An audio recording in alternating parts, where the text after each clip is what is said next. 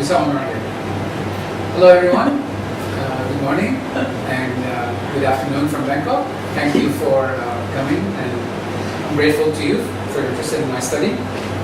So as some of you have seen from the document of my study, it is essentially about a framework for exploring personal health in hybrid settings.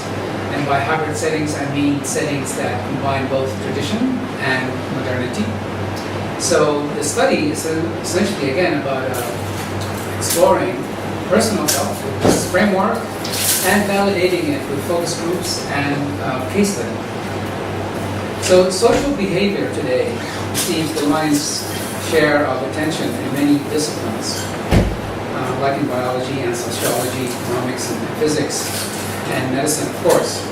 So when it comes to personal health, proven science says behavior is essential, and it has evolved complexities that cannot be understood with reductionist medical models, I would argue, in this thesis.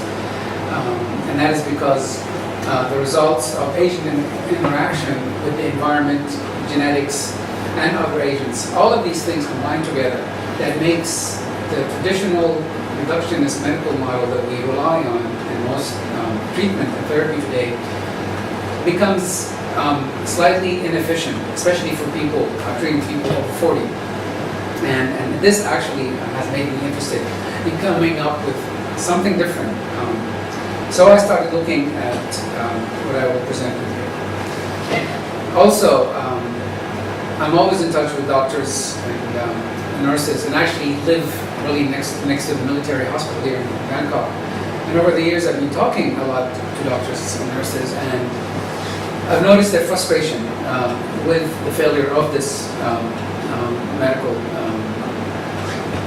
model that we use, and that also made me then think a little bit out of the box sometimes. And that actually led me to become interested in the thesis, in the topic of this thesis, which is complex systems. And as I studied complex systems, I realized that it actually can provide better insights about personal health, especially today that we live in a very dynamic context. And when I discuss complex systems theory with doctors and nurses, they say, yes, it is actually something that can provide more insights, but it's very difficult to put it into practice. Some people have tried, especially in America, but it remains in the abstract, and we are still exploring it, and this is what I'm doing here. So I'm actually exploring personal health with complex systems to see if we can address the health disparities that we feel today. There are health disparities between the poor and the rich.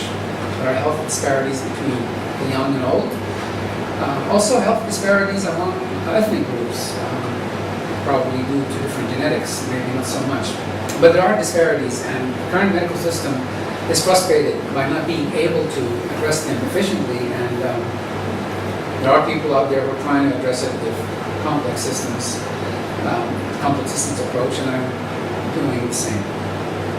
So basically, to sum up, this PhD will explore current disparities, especially the social and health disparities, with what I see as an adaptive social system model that basically looks at bioethical concerns and also to see if we can actually come up with something adaptive, some adaptive personal health possibility that can make a difference in someone's life, especially when the medical system has given up on them.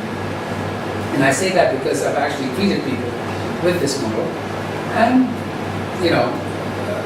with the help of God and compassion and kindness, they have experienced some positive health signs, and they've actually recovered.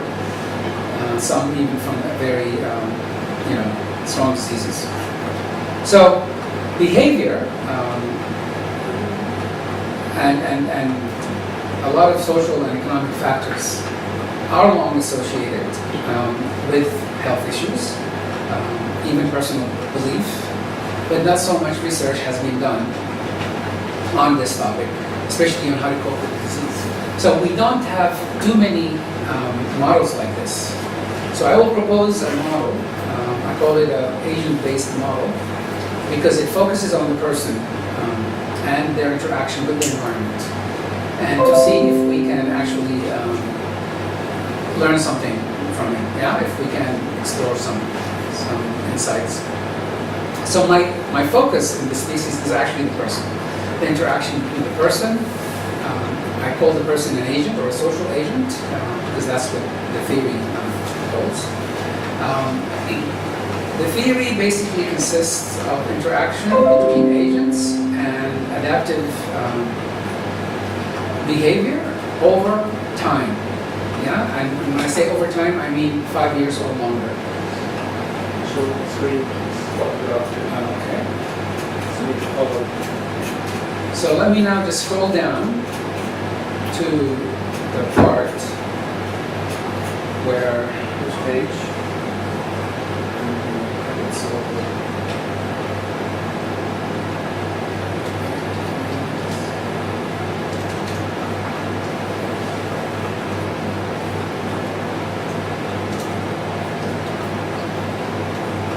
Oh, it's a tie. It doesn't read English. Can you change it from English to Thai?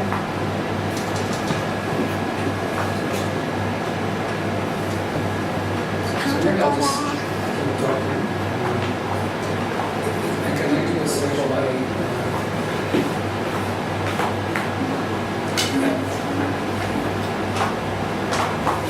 Can you change it to English?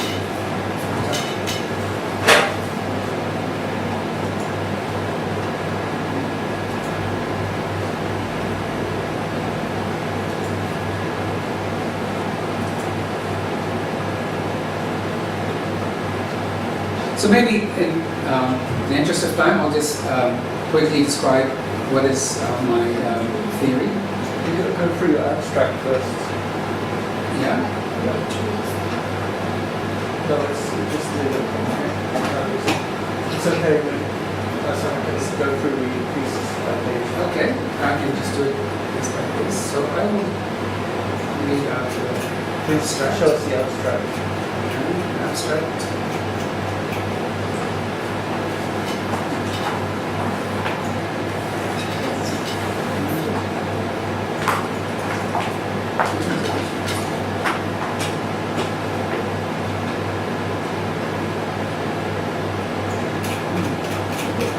There it is. Okay. So let's take a look at the abstract. I just lost it again. Sorry about that. So the abstract says basically. Okay. So it starts with a question, a simple question. What kind of world do we want? A social health crisis and personal health is looming, and this thesis explores this from an ethical perspective. In other words, a spiritual perspective, with complex adaptive social systems theory, which comes from science. The thesis describes an agent-based model for mapping social behavior during interaction that enables adaptive learning to support data-based medical guidance using complex adaptive systems theory. I call it the Octopus. So the Octopus model blends religion with science. Healing is a cross-cutting sustainable development concern related to personal health and the environment that is usually misaddressed by focusing on the illness while neglecting its links to the environment and the social agents' adaptive decisions as they act upon and react to the environment. Illness, which sends a lot of people seeking healing, appears spontaneous.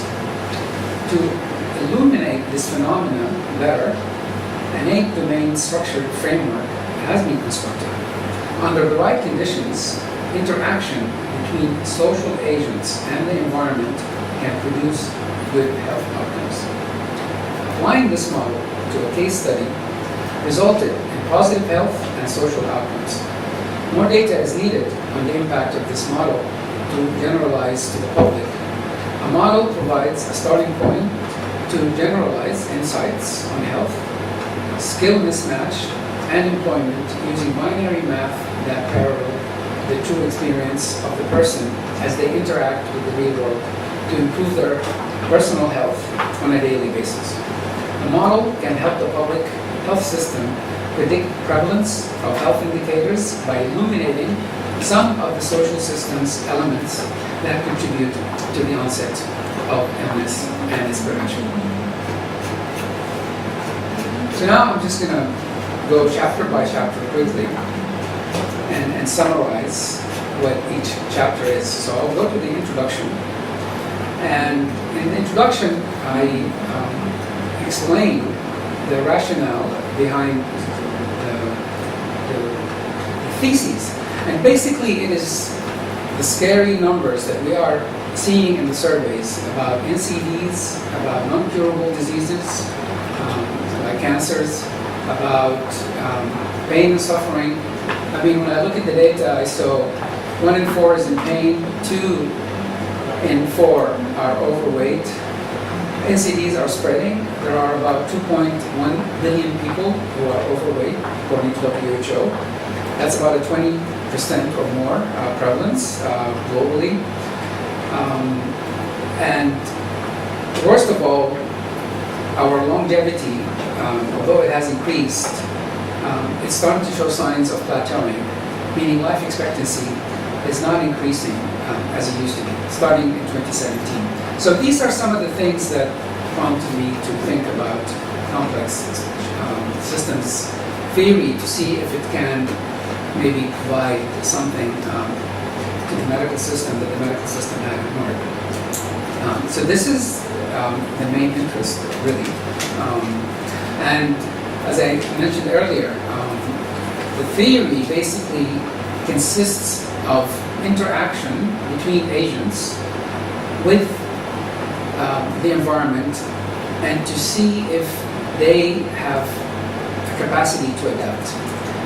Complex systems theory basically thinks that people tend to be thoughtful but not brilliant. They're not super intelligent. They enter the environment with self-interest and they don't necessarily calculate the consequences of their actions. So this theory looks at that behavior and to see what is causing this health problem and why the medical system is not able to basically do better, to become more efficient. And this approach is actually consistent with the basic philosophy of Buddhism and quantum physics, because it's holistic, it's non-deterministic. Some of you may have actually heard of the Heisenbergian principle of uncertainty, which basically disagreed with the Laplacian notion. Laplace is the one who made determinism famous. Basically, he said that if we can understand the basic laws of the universe, we can then understand the past and predict the future. Heisenberg said, wrong, you cannot.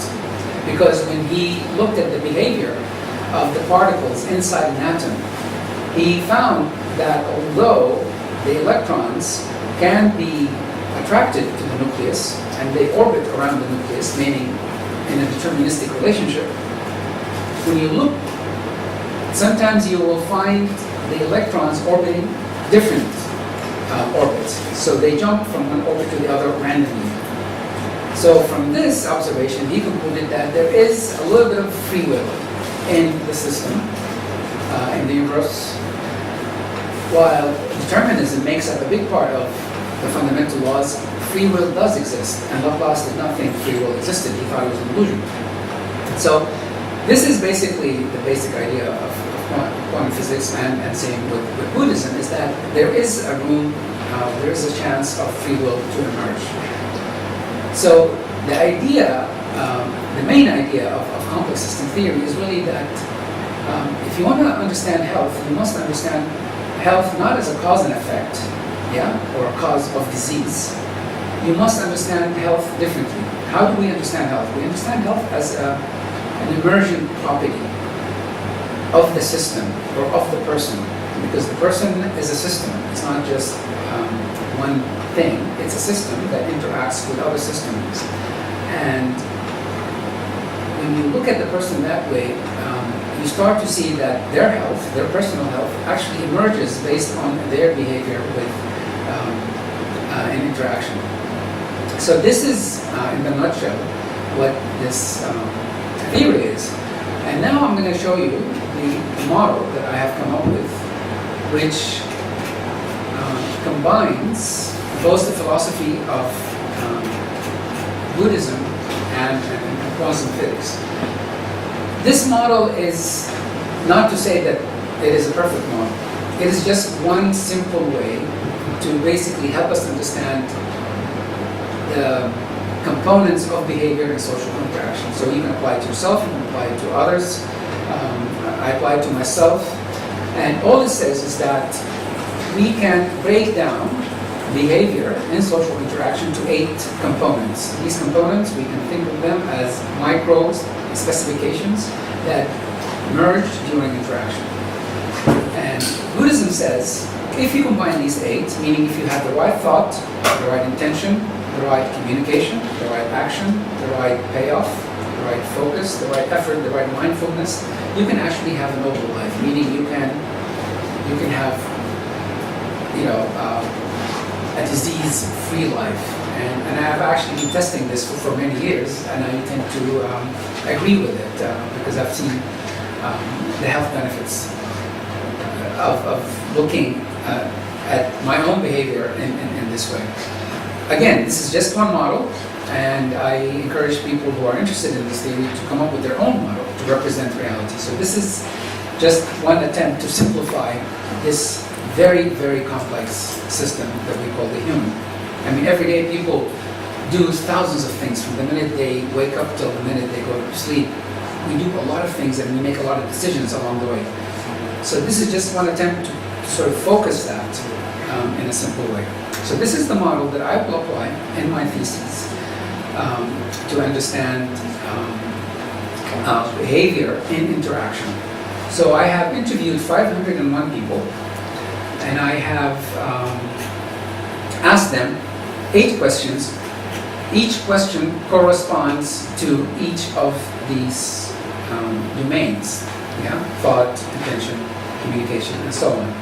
Because I understand that each one of these domains interact with the other, and the total interaction cannot be predicted by the sum of the parts. The total is much bigger than the sum of the parts, and that's another understanding of complex systems theory, is that you cannot predict someone's behavior based on their background, or based on their friend, or based on where they went to school, or what they believe, or their religion. That's all superficial. If you really want to predict someone's behavior, especially in terms of health, you must have some way to observe their interaction and then basically judge, if you can use that word, that interaction according to some model. And this is the model that I use. So I have interviewed 500 people, 501, and I've asked them questions. I translated each one of these domains into a question. And the questions I was able to coin based on research from my work, and basically to see how I can translate these domains into a question. For example, thought. I asked people the following question. Do you agree or disagree with the following? I know a lot about health, and I do everything I can possibly do to stay healthy. Do you agree or do you disagree? So this is how I interpreted thought and intention. Similarly, I asked people, I intend to stay healthy, and I will do whatever it takes to be healthy. Yes or no? Or I don't know. Action. I turned it into a question like this. I take all the actions necessary to see a doctor as soon as I feel ill. Yes or no? Mindfulness. Similar question. I said, I take time to ask why did I become ill when I felt pain, and I try to do something about it. And I take the right effort, and I have the right focus. So each one of these, I turn into a question. I ask people, I collect the data. How do I collect the data? I use very simple math, binary math. And binary math basically says every bit of information has two states, 0 or 1. 0 means no, 1 means yes. So when I ask someone a question, do you do all the right things to stay healthy? Yes or no? So if the person said yes, then I give them a 1 and I score that. So I scored the responses of 500 people, and from that, I'll try to show you the table, bear with me, somewhere in the middle. From the table, here we go, I was able to determine whether the person thinks of their health in a simple way, like here, or in a complex way, like here. So when the person gets a score of 33, it means they tend to think of health in a very simple manner, and they don't seem to need much from the health system. But people who expect more, and they expect the best treatment, the most expensive, even if they cannot afford it, I classified them as complex. So when I asked 500 people, I found that people basically fell on both, almost 50-50. And then I focused on 101 people to get more precise answers, and I found 44 can be classified as simple, meaning they don't expect much from the health system, and they were using things like homeopathy, were doing sports, and they tended to be healthy. And then 57 tended to be less healthy, so they depend on the health system, and they expected the health system basically to take care of them. So then I mapped the questions according to the 8 areas that I mentioned about in the model to see which were the most interesting for most people. 2 things popped out. One was related to thinking about health. That means people are very, very preoccupied by their health. However, everyone had a different idea about health. And the second most interesting area was climate change. People are also preoccupied with how climate change is going to affect their lives. Things like transportation worry people, because there's a lot of pollution in the air, especially in big cities. So from this table, we can see that 60 people basically said their preoccupation with their health was the most important for them among the 8 questions I asked. And 60 people also said climate change was also the most important for them. So those are 2 areas that I would propose for policy to focus on. And this is important because most of the institutions we have today, like the one I work for, we tend to focus on so many things.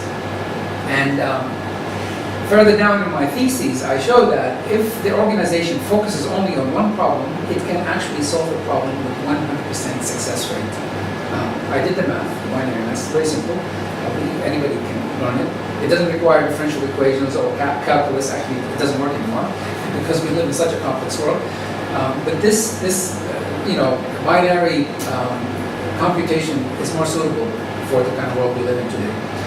And when you do that, you see that institutions can be more successful if they just focus on one problem at a time, rather than 8 or 9 or 10 or 20. The more problems you add on your plate, the less your success rate. Basically, is what I'm saying here. So again, this is a graph of the responses, and you can see on the screen. So I have 1, 2, 3, 4, 5, 6, 7, 8, and these are the graphs. So the top one, I know a lot about health, meaning I'm very preoccupied with my health. We got a top score of 60 people, and up here at the bottom, climate change also got a score of 60. So those 2, from my respondents, from my 101, were the 2 most important things that they expected governments or systems or organizations to focus on. The others, they can be done later.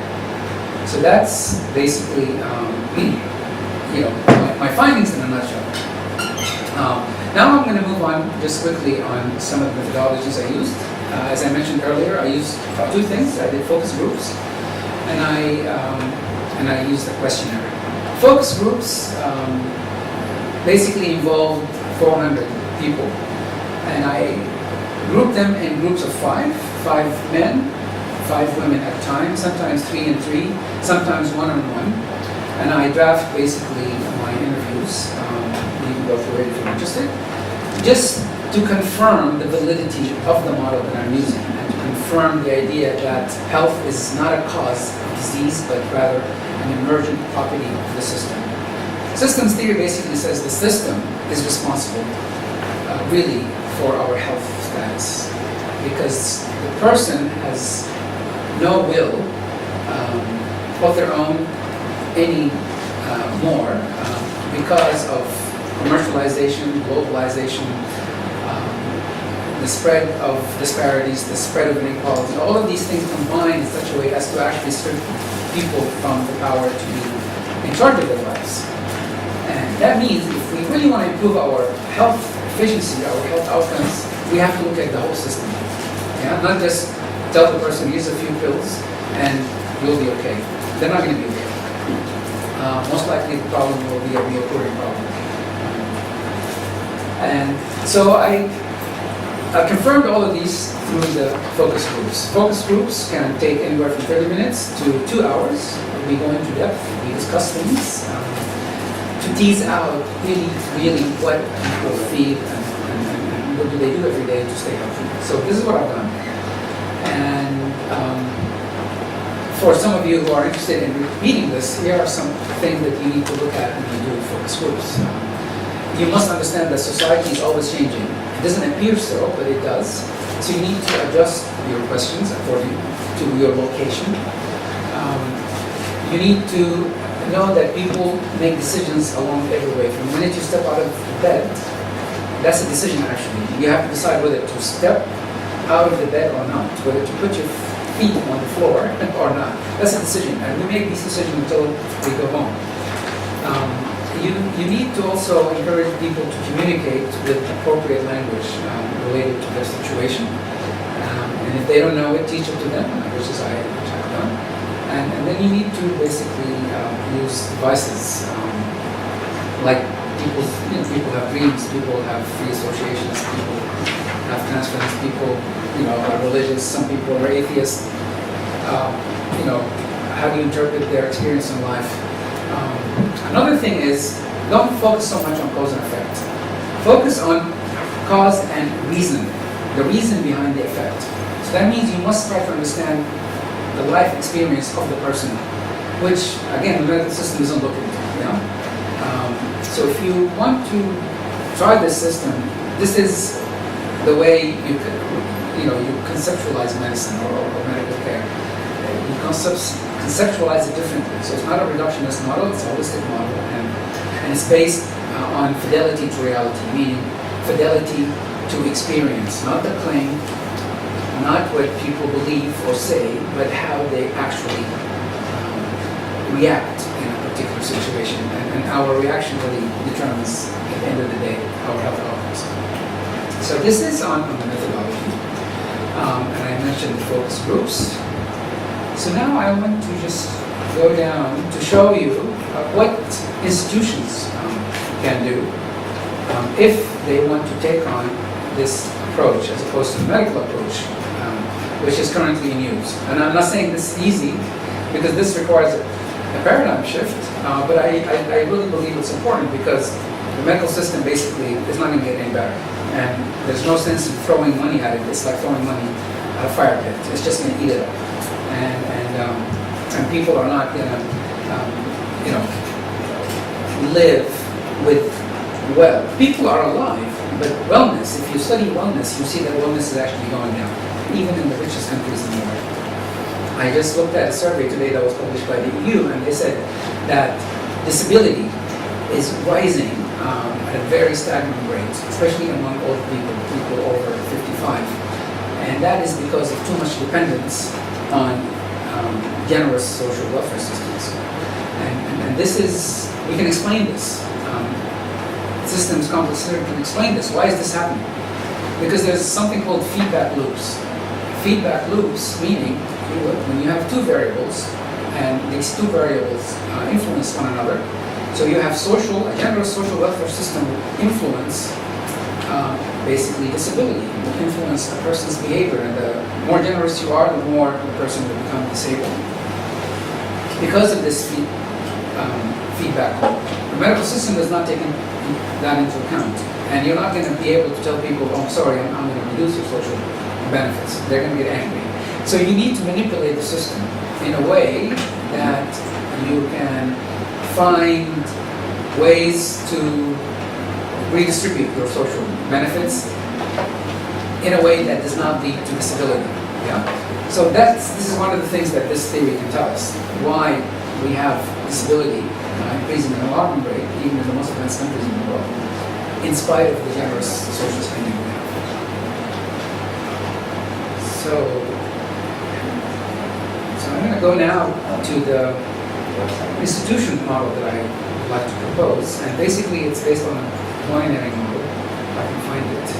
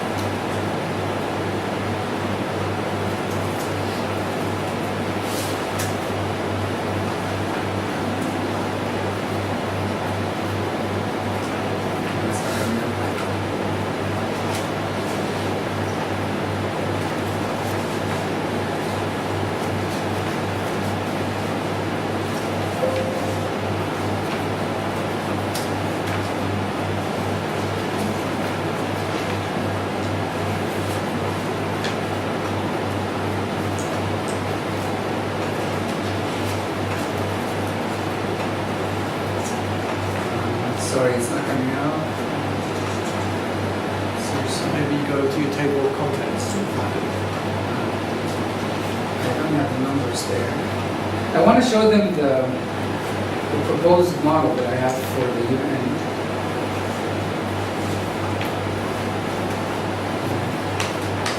It's a three-nodal system. Basically, in short, it's a model that says that if you want to solve a problem, focus on one problem at a time. So development, for example, what is the most important issue for development right now? It's poverty, yeah? So binary math says focus on poverty alone, and then the rest can be taken care of later. Because once there's less inequality in income, and once people have better ability, better purchasing power, they can probably buy better health, buy better education, buy better social security, pay the rent, send the kids to school, buy healthier food. Rather than trying to solve all of these problems all at once. So that's basically the model I want to show.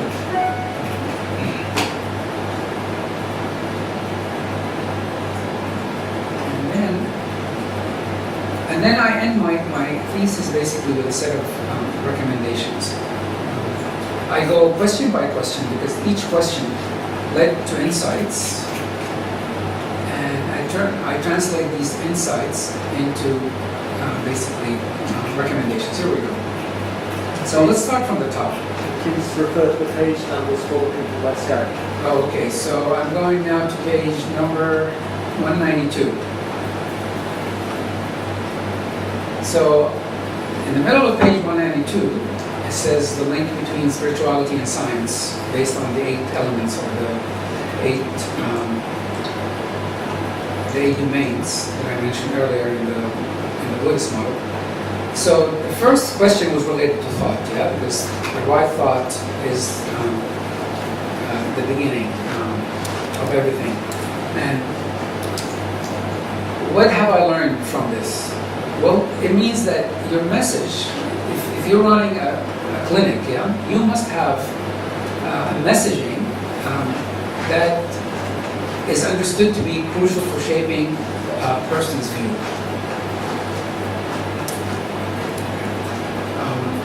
So your message has to lead to that. So you need to understand what I mentioned earlier, the feedback loops. Yeah, you need to understand that the person is a variable, the message is another variable, and you want the two to influence one another. You want your message to influence the views of your patient, and you want your patient to influence your message. And this is where focus groups comes in.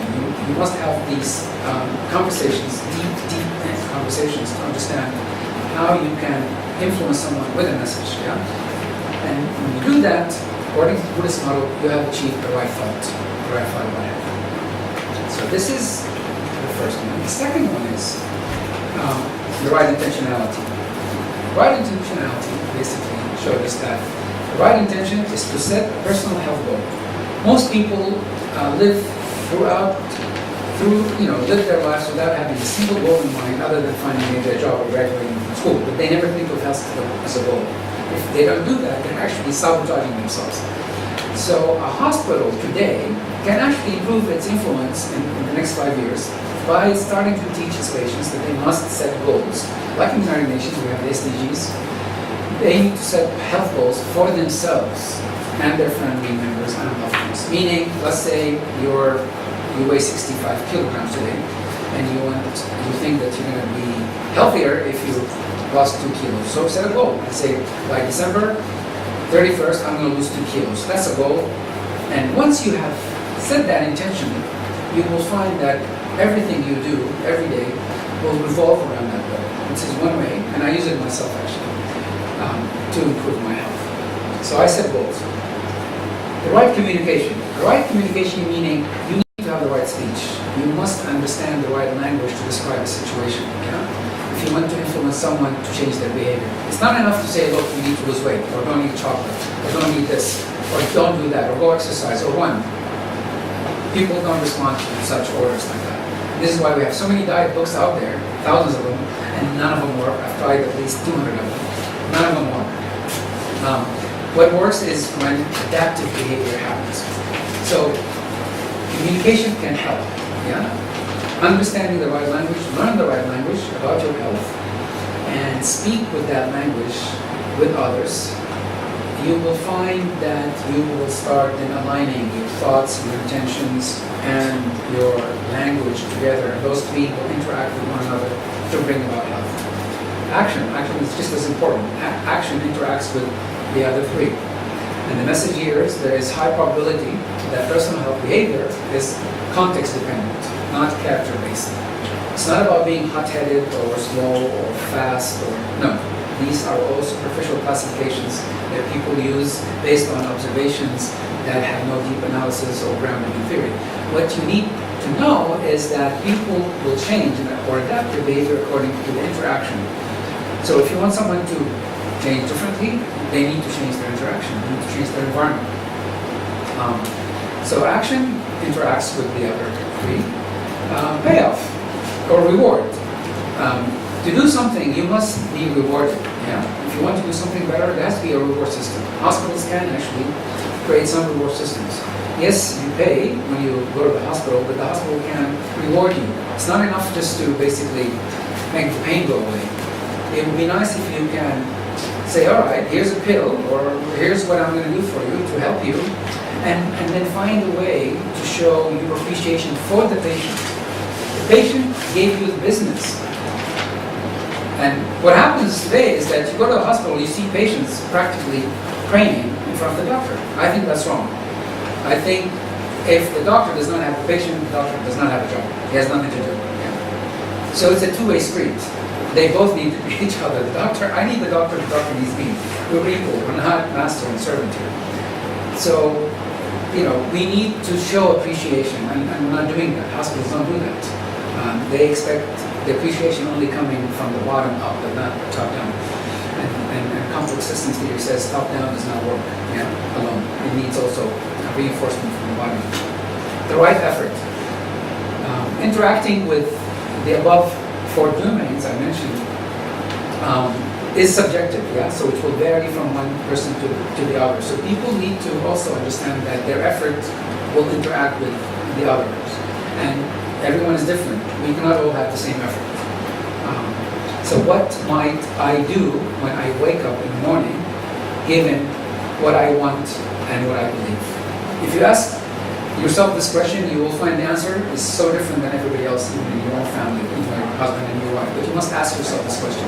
This is a good place to start if you want to understand what is the right effort for you, not for your neighbor, not for your wife, no, for you. Because your effort is going to be very different than everybody else. And you must ask yourself, you cannot ask others to tell you. And I do that as well. Then you need to take time and be mindful. Mindfulness basically meaning stop. Let's say you're eating lunch by yourself, preferably. But it's nice to eat lunch with others. But sometimes it's good to also to eat by yourself, because then you can listen to the food. The food is sending you a message. It tells you when you stop eating. So stop halfway and ask yourself, is what I have in my plate enough for me? Is it good for me? When you start doing that on a regular basis, you'll start then stopping your day, even at work, anywhere, and replaying what you've done. And when you do that, you will find that you will hear a lot of messages coming from your mind that you put away, from your body, that will actually improve your health, improve your life, improve your relationship with your spouse or your children. And then lastly, the right focus. What I found, again, and now all of these things that I'm saying, this is what people have told me, this is based on the research. Focus. People can have the right focus when it's a team effort. I've helped a lot of people get better, I said earlier, but I've noticed that when they do it as a team effort, they encourage one another. There's a contagion effect, and that helps them focus their energies on getting healthy, or getting the hospital to do something better, or whatever. So you need to have the right focus for the condition that you are trying to. So basically, this is the Buddhist model and how it relates to complex systems theory. They both sort of feed on each other. And this is, in a nutshell, what I have found is that health is an emergent property, of the system, and your system is very different than the system even in the next city. So I don't think really you can learn much. I mean, we do a lot of good practices amongst institutions, and I think that is, I don't want to say it's a waste of time, but I don't see much learning from that. And I've been working in the UN for 25 years now, and I've written a lot of these documents, best practices based on other people's practices. And I have yet to see anyone emulate the best practice that I practice. So I think it's best if you understand this and you say, look, my system is different than others, and I need to find a practice that suits me, that suits my community, my city, my country. Because all of the answers are local; they're not global. And if you go through my thesis, you'll see why I say that. I mean, I don't want to spend more time here discussing that, but that is just a message. So basically, health is an emergent property of your system, not somebody else's system. And if you want to be practical about it and you want to help someone get better, they need some kind of a team effort. And hospitals, for example, they can team up together and try to see how they can improve their efficiency rates.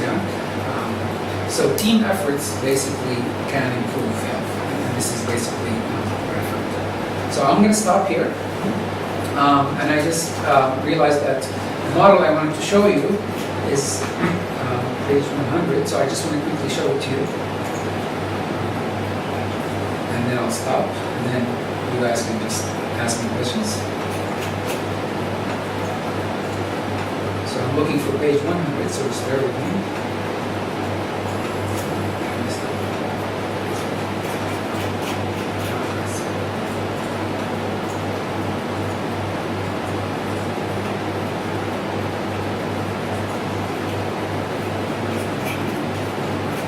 There it is.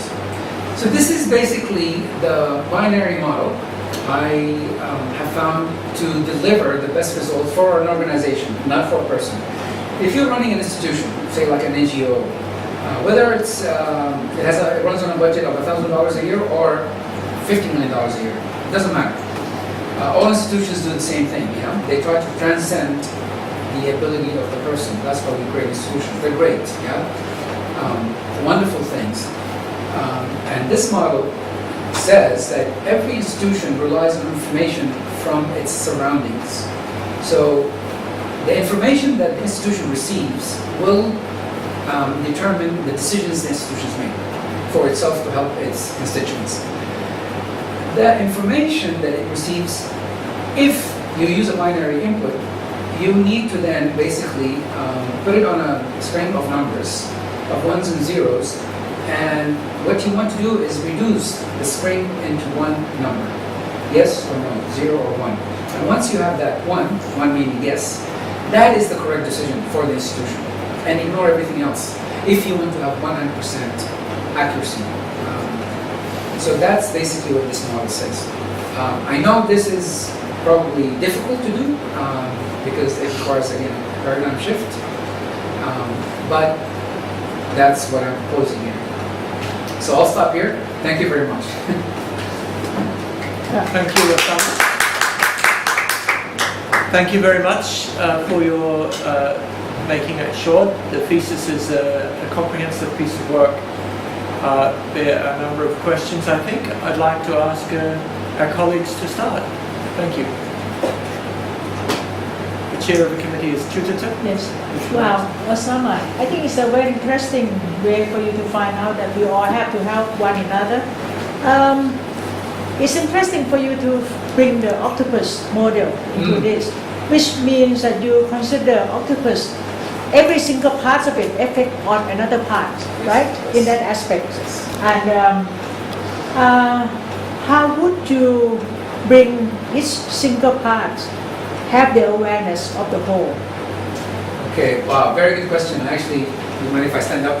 I thought about this, and when I observed people reacting to these questions, I started noticing that they would ask me questions. Well, how do I, kind of like you know, how do I know that I have the right thought? How do I know I have the right focus? How do I know I have the right mindfulness? And I said, okay, tell me something about your life. What do you do when you wake up in the morning and until you go to bed? And then they tell you, well, I do this and I do that and I do that. And I say, okay, so stop now. Replay the tape. Ask yourself, did I do that right thing at the right moment? And you should have an answer immediately. You don't need to think about it. And the person said, you know what, yes, I did something wrong today. Therefore, so mindfulness can help you immediately determine whether you did something right or wrong.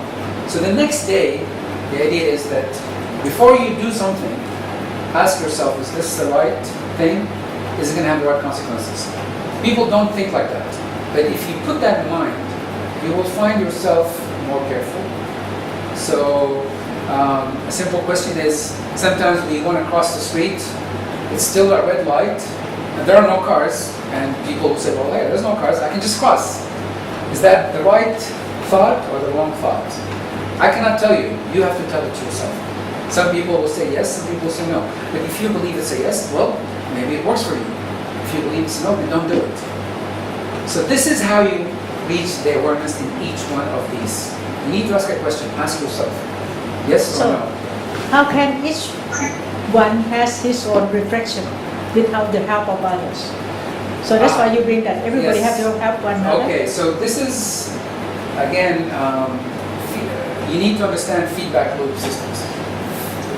Feedback loops meaning that you and your friend influence one another. And if you want to help someone, you must spend time together and you must take a walk together and observe each other's behavior. Let's say you want to go jogging, and because you know jogging is good for my health, but I'm lazy to do it alone, so you call your friend. So find someone who's also interested in the same thing. When you jog together, you will influence one another. So there's an emergent property that is greater than the sum of the interaction between you and your friend. So here, 1 plus 1 does not equal 2. 1 plus 1 equals more than 2. 2 meaning 2 people running together. But the actual emergent property is getting healthier. Yeah. So plus means health here. One is you, the other one is your friend, plus means health. So combined, it's actually 3. 1 and 1 equals 3 in this case. So that's the difference between reductionist systems and complex systems. 1 and 1 in a reductionist system is 2. 1 and 1 in a complex system, 3 or even more. But 2 things together. That's in Thank you. practice. Yeah. Thank you. Very clear. Any other questions? Mahila, do you have any questions? Yeah.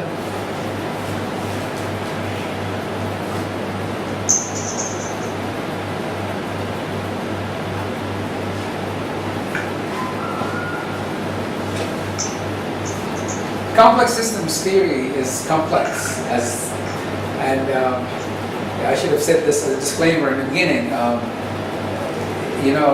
Unless you're really fascinated by this theory, that means if you have a life, maybe read something else, like read statistics.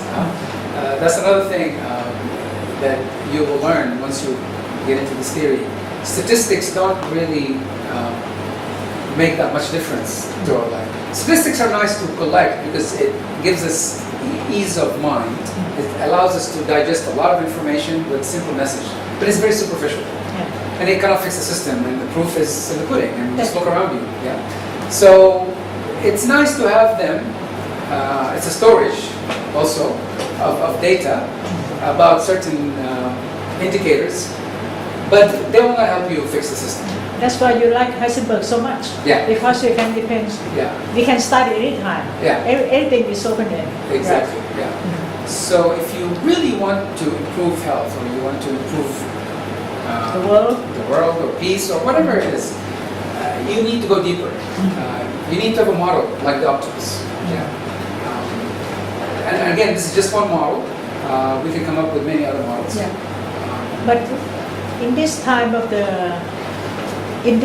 life, the world right now, people will wrap up within themselves. They can't open up and see the rest of the world and see that we are all connected to one another. Oh yeah. Yeah. It's they don't see that. It has to be explained to them, and it starts with first the right thought. I mean, remember Aristotle said, reality precedes thought. So if you have the right thought, then you can actually start seeing things from a different perspective. And now we have reached a stage where the medical system is actually failing us. I'm scared to go to the hospital now. Really, honestly. If I get sick, I'll do anything except go to the hospital, because I don't know if I'm going to come out of the hospital alive. I've seen a lot of my friends die. They go in and they don't check out. They go to the morgue. And I've seen that not only in developing countries, but I've seen it in very advanced countries. So why is that? Yeah? We have a serious problem. And one of these problems is the reductionistic medical model. It's killing people, especially people over 40. If you're young and you had an injury, a trauma, they can fix you, yeah? Guaranteed, no problem. But after 40, it's a different situation. After 40, we need different type of care. We need holistic care. That one, pill intervention doesn't work. Sorry. Yeah. Or maybe that's the ultimate checkout. Maybe that's the ultimate checkout, yeah. And that's what 501 people told me. Yeah. Why 501? One is it was 500, but just before I submitted my thesis draft to Daryl, I met a friend who had been to Japan talking about aging, and who actually interviewed me because she was going to give a talk on how does the Japanese society encourage the private sector to care for older people. Aging is a problem in Japan, as you know. So I've been working on aging for many years. So we were talking, and I said, do you mind if I include you in my research? She said yes, so she became the 501. So how did you select your 500 samples? It's a convenience sample? Yes, it was a convenience sample, and the reason is because I wanted people to be at ease. I did not want people to become apprehensive, and because it's a complex theory. I mean, trying to explain the octopus and all these 8 things at once it took a little bit of creative thinking. So I did it basically during club meetings, during lunch hours, during dinner. I invited people over to my house during parties. That's why you saw a lot of parties and pictures, because I was doing my research actually in these parties. During trips, I travel a lot and I meet people and I just grab them and I say, I'm a researcher, would you mind if I ask you a few questions?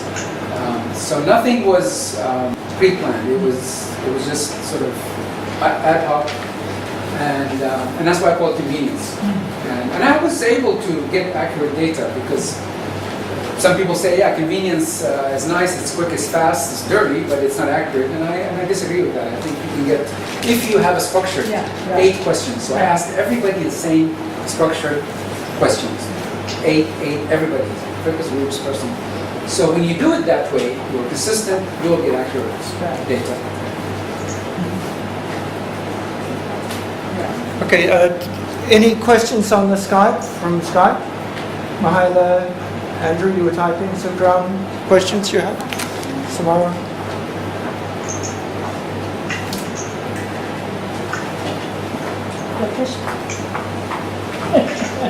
Could you read your comment, please? Andrew? Hello, Osama. That was wonderful. Hi, Andrew. Hi. Good to hear your voice. So, just to challenge you a little bit, when you were looking at all of these complex systems and hypothesizing and analyzing it in your mind, what role did the time factor play into it? Specifically, for example, in feedback loops and the 3-value binary pathways. So, for example, do the effects or the overall dynamics of it differ based on the speed or the scale of a cycle? Excellent. Okay, yeah, I'll start that. Yeah, actually, the latter, the cycle. When I interviewed my 101 people, I did them at batches of 30. So I did the first batch. I scored it in a binary decimal way, as I showed you in the table. And then when I did the second 30 batch, it was amazing. The results cycled again. I got almost similar numbers of people who I classified as simple as people who I classified as complex. And I'm like, how is that possible? How is that possible that the second 30 group cycled in terms of their responses? I did it the third time, it cycled again. So this is the beauty of this system. It shows you a pattern, and that's what I was after. I mean, as I mentioned, I was not looking for cause and effect. No, I'm looking at patterns. All systems have patterns, but they're hard to see. They don't show themselves. They don't say, hey, I'm the pattern. You have to go looking for them. And when you interview enough people and you score them with the binary methods of computation, they emerge. So yes, they cycled, and time is crucial in complex systems theory. For example, if we analyze the rate of remission among cancer patients, which I've done over the years, if you do 5 years or less, you see very good results. Yeah, you say, wow, we can treat cancer. But if you go beyond 5 years, the rate declines. The failure rate increases dramatically, and most people actually die in the 6th year. So time is very important, especially because of the feedback loops. Yeah?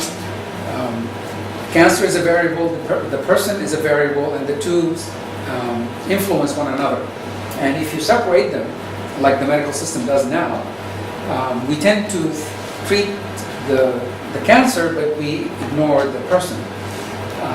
And I'm saying we can improve that by combining the two. But to combine the two, you need to have a different concept. And this theory can help. So thank you for that, Andrew. Thank you, sir. That was wonderful. Surat, you had some questions? Yeah, I just got your work last night, and busy. But when I came late, so I didn't have time to listen to the whole field talk. But I'm interested in the findings, in your findings, especially you did an experiment, right? Yes, I did several experiments actually. People. Yeah. And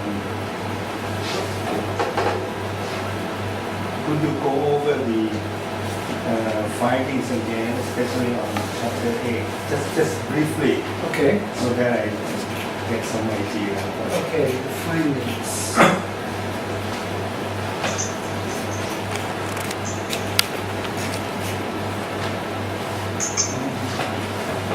Okay, the findings, I went Especially domain by domain. table 16. Table 16. That, What page is that? The whole together. What page? 190. Wow, 190, further down. Okay. There's my bicycle, guys, by the way, Yeah. and my tomato. That's organically grown in my balcony. And I'm very proud of that. So what did you find? This table. Okay. I mean, the table is only a small part, but Yeah. the big Okay. picture. Okay, so this is for the for people out there on Skype. So I had a patient actually, and I applied this model. Yeah. Let me just say something about the patient because he was my experiment. The patient is 48 years old. He's from Saudi, and he had 6 NCDs, 6 non-communicable diseases. He was obese. Together. 6. One person together, 6 NCDs, obese, over 40 BMI, Blood pressure. already high blood pressure, 240. When he arrived in Bangkok, he had a blood pressure of 240. High cholesterol. High cholesterol, yeah. Everything was, up in the sky. And basically the medical system where he lived gave up on him, and that's why he came. I treated him actually for similar conditions 12 years ago. He was fine, he went, and he got sick again, he came back. But this time when he came back, much more difficult. He's older now, not willing to listen, impatient, a bit aggressive. He had to give up his job to come over, so he was upset with that too, because he had a family to support. So there are a lot of social constraints. So first I had to understand how I can speak with that person. I said, okay, forget Osama. I need to understand the love language. Everyone has a love language that we respond to. And it's different than my love language. Your love language is different than mine. So I had to understand his love language. I had to understand how do I speak to him so I don't annoy him with my advice. He knew everything I knew already. So why, and I told him, well, if you know everything, why did you come? He came for the interaction. So complex systems theory says when the two people interact together, the feedback loop kicks in, and there's a contagious effect, and this is why the Octopus model shows. And that leads to something emerging, and he came for that emerging property between. So I learned from him as much as he learned from me. Together, we were able to. So I went one by one. I said, look, okay, so there are 8 things that we have to be mindful of in our interaction. We have to both think our thoughts, to have the right thought, right intention. That is your 8-fold. My octopus, the noble path in Buddhism. So these 8 has to be brought into the interaction at the same time. So I showed him, this is my model. And I'm going to apply it to you and to me, so we sing. And we did sing. We sang so much together that I started actually feeling some of his symptoms. And I started getting scared because I don't have these issues, but I started feeling them. I felt the symptoms. It's like psychosomatic. That told me that we sang. And when we started syncing, his situation started going down. His blood pressure came down from 240 to 135. Amazing. I mean, just like that, yeah? So he stopped taking his pills, and he threw it away. And that led to a cascading effect. And that's, again, in systems theory, we understand this thing that we call it cascading effect, meaning, simply put, if you're a chemist, if you know the properties of oxygen and you know the properties of hydrogen, there's nothing from oxygen and hydrogen that tells you if you combine them, you will make water. Water is actually an emergent property of the two, but there's nothing, that tells you if you combine them, you get water. When you look, you see water, that's because you're observing, and the observer affects the observee, yeah? But you have not seen oxygen by itself and hydrogen by itself. That's a good analogy. So this is called cascading effect, yeah? So when O and H are observed by the observer, you see water, yeah? So this is what happens in health. And I would love for doctors and nurses to understand this effect, because they can actually heal their people, their patients, by just having this idea in their mind and explaining it to the patient. Like, you're coming to me for help, you're going to be my patient, and here's a system, here's the octopus, and I want you to think of that, and I'm going to think of that, and let's treat you and treat us. And that's what I did. And how is he now? Yeah, he went back to work. He got a promotion because he used to have back pain, and the back pain was caused by depression, not by structural damage, which what the medical system told him. So thank God he did not have an operation. He didn't need it. So he was able to walk. He's playing soccer now. He's playing football. He's taking his kids, to the park to play with them. He wasn't able to do that. So all of these things happen through interaction, based on the octopus. And this is You want me to explain the table? I think this is only mathematical. Yeah, this is mathematics. Yeah. Simple. Yeah. So Because this table basically the table said you have to change the rules. So when he arrived, I was using Rule 22. Rule 22 simply means you are the person. You interact with the world by first looking at yourself to see where you are. Let's say I am here, and then you look to your left and you see Ananya, for example, on my right. Ananya is playing with her phone, and then you look at Daryl. He's on my left and he's grading his papers, and then you decide, shall I do like Daryl or shall I do like Ananya? And you may say, no, I'm just going to be myself. So that means you get a 0. You do nothing. Yeah? However, if you decided to be like Daryl, you get a 1 on the left, or if you decide to be like Ananya, you get a 1 on the right. That's behavior. This is actually Euler's 3-binary model, meaning you, him, her. Yeah. So I applied this rule in my interaction with my patient, and it didn't work. It annoyed the hell out of him. Firewall got built, and I'm like, oh my God, I lost him. He almost went back, and his family became crazy, and they were calling me, no, please don't let him come back. Only when he's healed. So I have to change the rule. That's another thing. The medical system does not change the rules. Cancer patients, they die, and they keep giving them all of these chemicals, and they see patients in decline, and they keep giving them more. And what happens? They die. So, no, change the rule. Go to something more complex, meaning put more constraints. I put constraints, I change. And that's, when you do the math, you get 32. And it doesn't work, change again. I increase the constraints. For example, the gardening, the tomato I showed you. That was for him to get back his dignity. Because when he was interacting with me, He had to eat it. he felt that I was being like a teacher, and he didn't like that. He wanted to feel equality. So I gave him that autonomy by giving him something to do. What would you like to do? Oh, I like gardening. Okay, do gardening. And that's his tomato actually. So that's 204. So I introduced constraints in our relationship just so he can feel that he's in control of himself. That boosted his confidence. He got healthier. Just by feeling autonomous, by feeling. So that's what this means. And this is basically. So these are 8 situations because we have 8. 1, 2, 3, 4, 5, 6, 7, 8. 8 states, 8 questions, and when I got to this rule, he got really better.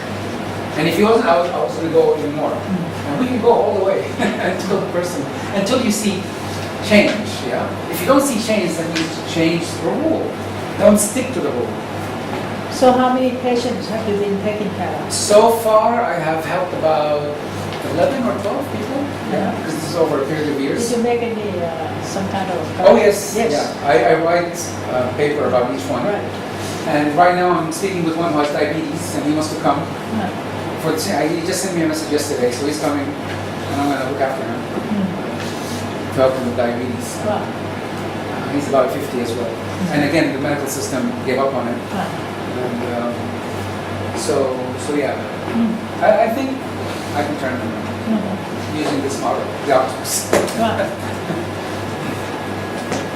So basically what you are doing is to just to talk to them, get them to change the way they behave, or Yes. the way they eat, Yes. But I have to do it with them. exercise. Yeah. Yes, exercise more. Like my last patient, he does not need motivation, but he needs encouragement. Yeah. He's always motivated. So I had to distinguish. Some people are naturally motivated. Some people, no. They need to be encouraged. He's very smart. He knows everything. He's read all the books I've read. There's nothing I can teach him. But he has no encouragement. So I have to be that factor to encourage him to do things. So that's one thing. And of course, you go to the hospital with them, you check their numbers, make sure the numbers are correct. Travel. So there was one-on-one, a lot of one-on-one interaction. Without one-on-one, it's difficult. And I understand the medical system cannot give that attention to everybody. Yeah, right. But we need to put our heads together to come up with a better holistic model, I think. We can, even if we cannot afford to have one-on-one, even for the population. I really think we can come up with it. Well, luckily, That's- Professor Rajhkan is in good health. Well, we can apply the Octopus. I think I apply it to myself. I live by it, actually.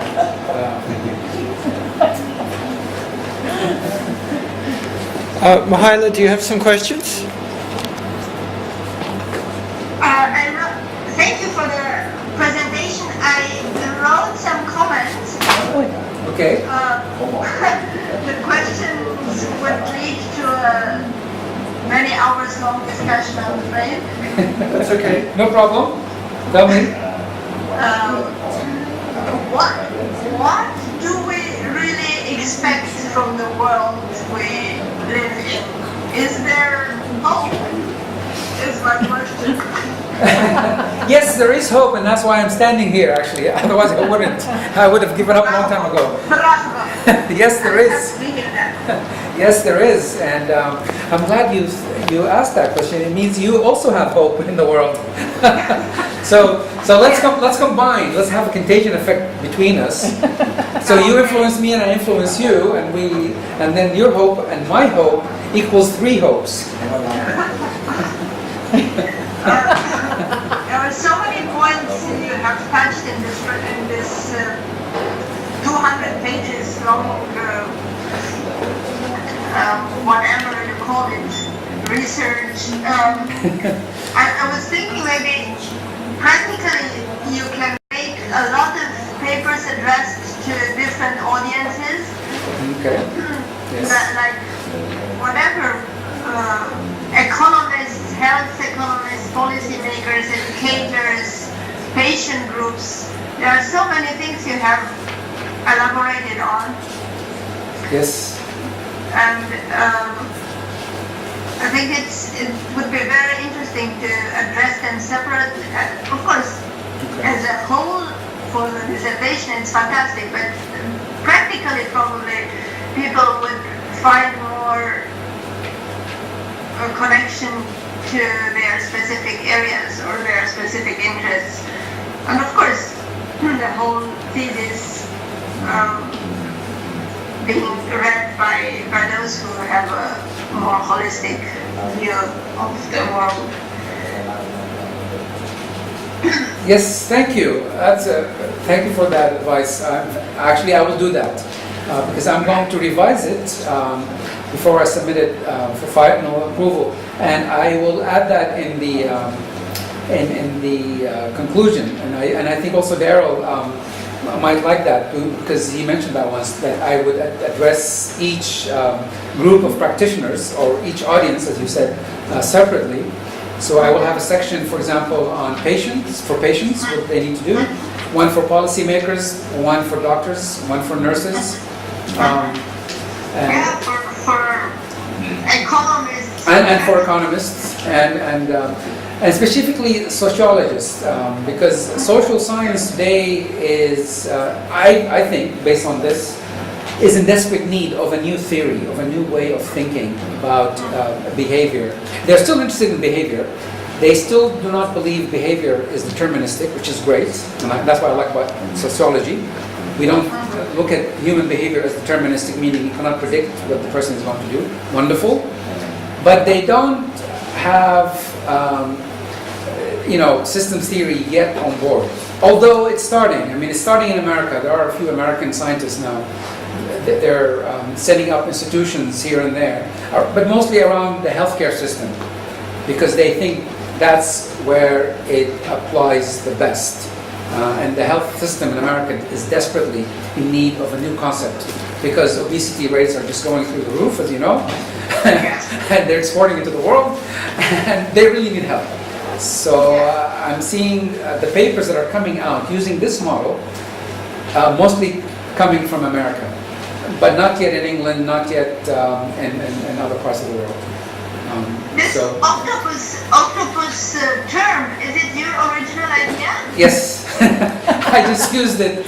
I was speaking to 5 Russian doctors on Skype, trying to explain the noble path in life, and they could not understand that. So I'm like, what do I tell them? And I said, okay, think of an octopus, because an octopus has 8 arms, and they all work together, never separately. And that's what the Buddhist model says. All of these 8 domains, they are always working together. So I said, think of it as an octopus. And in the end, they come into one. Because the theory says, when the 8 are working together, they must collapse into either 1 or 0. Meaning, they must lead you to health or to disease. Which one is it? Hopefully, they will heal you, meaning 1. Collapsing into 1, or into nothing, meaning you just wasted your time. Then they understood it. So, and I'm thinking, okay, I'll just use octopus. Excellent. Very clever. Anyone else on Skype have questions? Yeah, Obama, it is interesting. I'm always this word.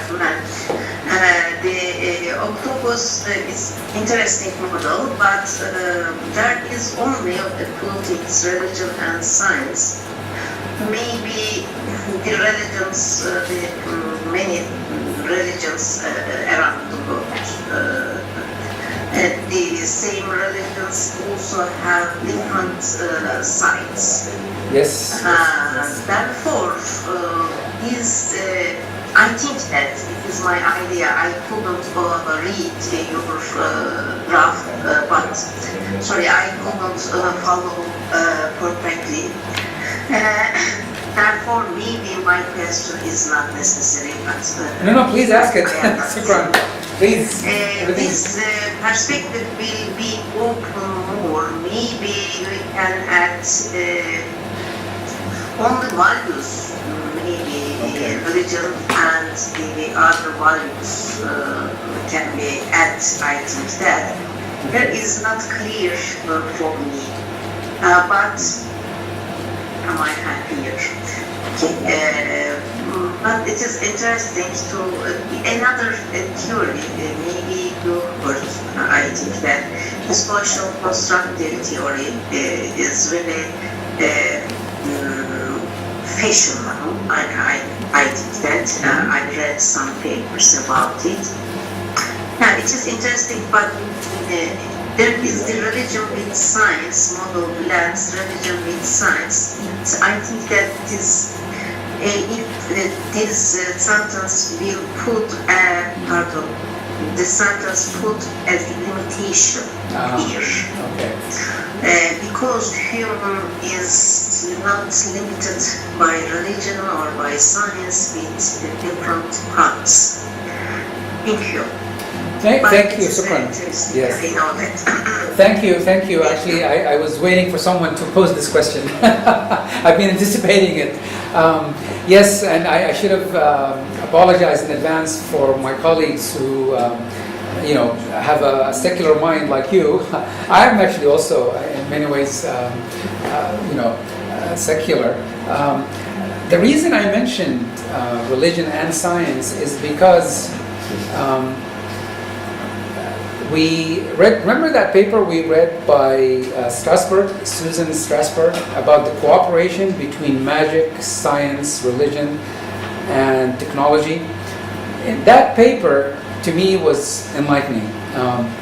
And it showed that when those four areas cooperate, magic happens. That's why I thought, okay, let me try to basically start there. And another thing is, nothing we do actually is 100% original. I mean, this work I'm building on the work of a lot of people. And the same thing with science. Science actually is built on religion, and religion is built on magic. And remember like when the remote control first came out? If you didn't know anything about science, you'd have said the remote control was magic when you pushed the button and the TV came on, right? So science in a way is like magic, yeah, because even the phone we have. But all of these fields, they build on one another. So I thought, I feel comfortable with both, especially coming from Saudi Arabia, a religious country by constitution, that the Quran is the constitution of Saudi Arabia. And we just feel comfortable with it. But I'm also comfortable with science. I'm an engineer by training, and I've learned, atheist thinking. So I thought, if I can be comfortable with it, why should I shy away from it? I'll put them both, and just because I don't want to hide, anything. Just put it there and let people think about it and ask me questions, and then we can debate it. We can talk about it. So thank you so much, Sukran, for that. Osama, you are right, but the religion and science depends on the human brain, human perceptions, human perspectives. Therefore, maybe the third leg is needed. I think it is my idea. Okay. It is good. Religious is important for many people. Okay. The science is also important for the people to live better, for example. And there is the economic, there are another friend, Sarbula Hai, and she asked the economic legs, values, religious science, maybe, how can, but it will be better, I think, that it will explain human more. Therefore, it is my question, but I know that you are really a smart man and you are philosophical thinking you have, but it is my idea. Thank you. Thank you. I will definitely consider that. I know that you can do it. You can. I will add it. I will add the third leg.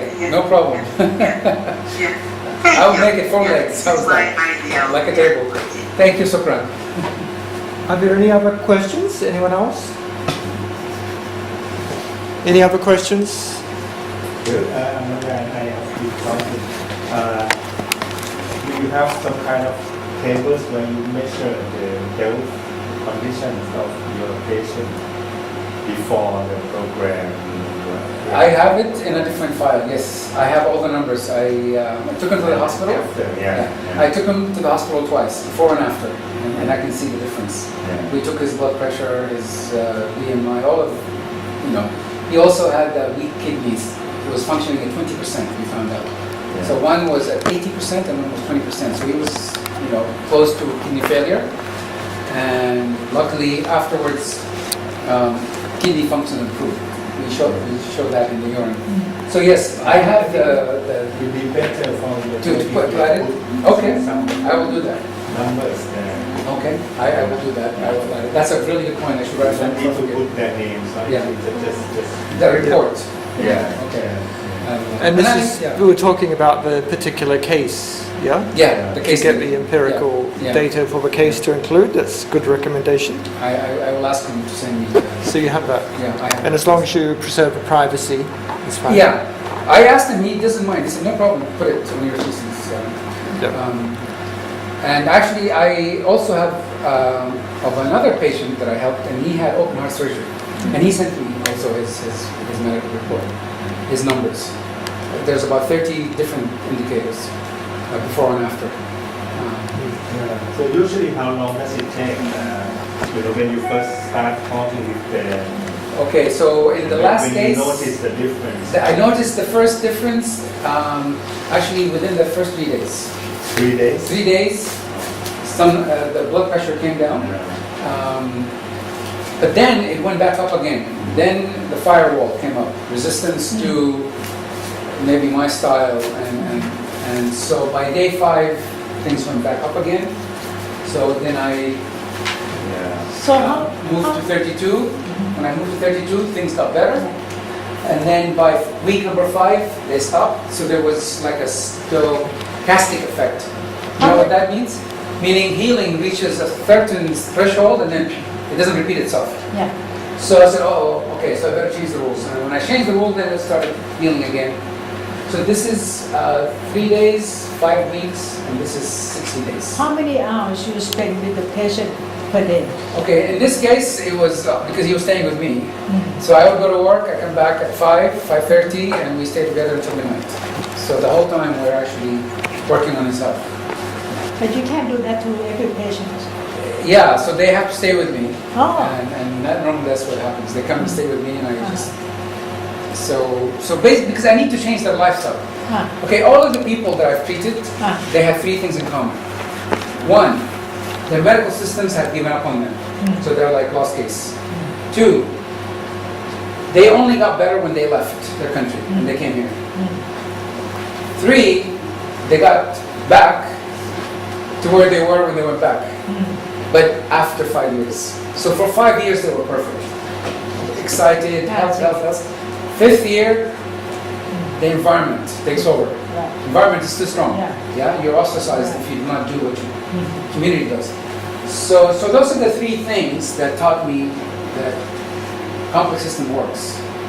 But the environment is a killer. Yeah? And you can have the best determination in the world, but if your environment... And do they come back to you again after 5 years? Like this, and I sometimes tell people, please, I cannot, because they have to stay with me. Yeah. Okay. Like this person, yeah. Okay. Right. Well, thank you so much. Thank you. Now you mentioned the binary system. Okay. So, and you've shown, explanation of a binary system here to say that it's a matter of either you do it or you don't do it, on off, because that's the advantage of binary. But is life always on off? For example, I'm on 5 minutes this person, and 5 minutes another model, and then 5 minutes this person. So what happens to this? Because we're in a transition of the flux between 2 models, and often with the emotionality and rationality, people are often between these systems as well. So how can your binary system work in the real world where people are changing the way that they reason? Will it still work? So let's say in your case, you left for 8 hours, and maybe for some hours of those 8 hours, the reversion came back to the previous model because you were not there. But overall, the healing was sufficient because of the time spent. Is that the explanation? Or do you think we're still stuck with a binary measure, or is there another measure that we can propose? There are other measures we can propose, definitely. So there is place, there is feedback loops, there is contagion, and there's confluence. There are firewalls that can go up. There's also sort of external factors that come in into the circle and change what I call exogenous inputs. I tested this in a circle. So I had 9 people in one circle, in a closed circle, and then I observed what they were doing. I brought a plate of food that had potato chips on it. Everybody likes French fries. And I said, here. So somebody came and took. Somebody said, no, I don't want. Somebody came and took. It was 50-50 in the end.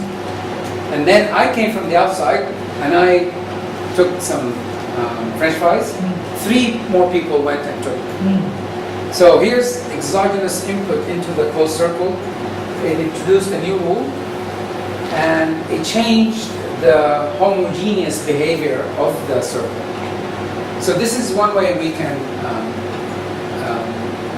sort of manipulate the circle or the system using binary models. Because we know people's behavior tends to emulate the world. They look to see if Anya is doing what I want to do, then I will do it. If she's not, maybe I won't. Then I look here. I'm always looking for feedback. And I'm always looking for harmony. I don't want to be against the world. That is the idea. I want to be like the people. I want, what I do is to be accepted by others. So that's why I look to the left and I look to the right. And so that's the assumption. And so you can manipulate any system by introducing new information or taking old information. Very interesting. Okay. Thank you. Yes. Well, thank you very much for everything. Well, you can set up your own hospital. Thank you so much. Thank you. Thank you. Thank you, Osama, for your hard work. And thank you for our friends on Skype and those present here. Thank you. Thank you. Thank you. Thank you. Thank you, Skype guys. Okay. Also, it is very interesting. I think that it will be very helpful for us to discuss some other things, some other approaches. And I congratulate you. Thank you. Thank you, Sukran. Thank you. Wow. Okay, thank you, friends. Okay, Okay. thank you very much. Wow.